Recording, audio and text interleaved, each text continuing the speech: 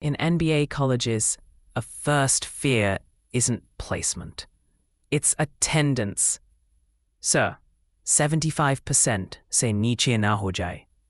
Students treat attendance like survival. Meet Samir. Always present, always in the first 2 rows, but his mind is constantly elsewhere. Notifications, reels, half sleep. And Ananya. She misses a few classes, debate club, internships, projects. But when she's in class, she is fully there.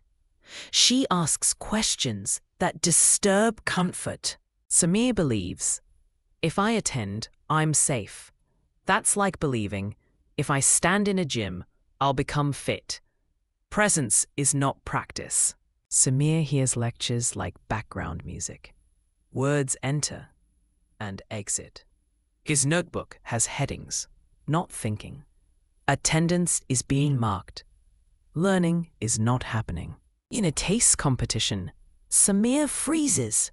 He knows definitions, not decisions. Ananya says, let's choose one strategy and accept the risk. Samir whispers, but Sir didn't tell which one is correct. The professor asks Samir, if the market changes tomorrow, what will you do? Samir tries to remember notes, but the market doesn't care about memory. It cares about judgment.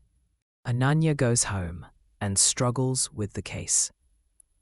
She searches. She fails. She tries again. That struggle, that friction, is learning. Samir feels confident because he attended everything. But confidence built on passive listening collapses in real situations. That's why some regular students panic in interviews. Interviewer asks, tell me a problem you solved. Samir talks about attendance, assignments, syllabus. Ananya talks about a messy problem, trade-offs, outcomes. The interviewer smiles at Ananya, not because she's perfect, because she's real. Samir says, but I attended all lectures. The professor replies softly, you attended my class. You didn't attend the thinking. Colleges can force attendance. They cannot force curiosity. They can mark presence. They cannot mark transformation. Samir starts small.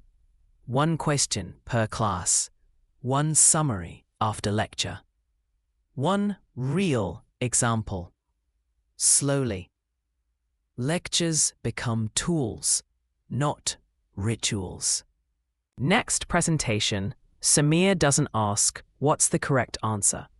He asks, what are the risks if we choose this?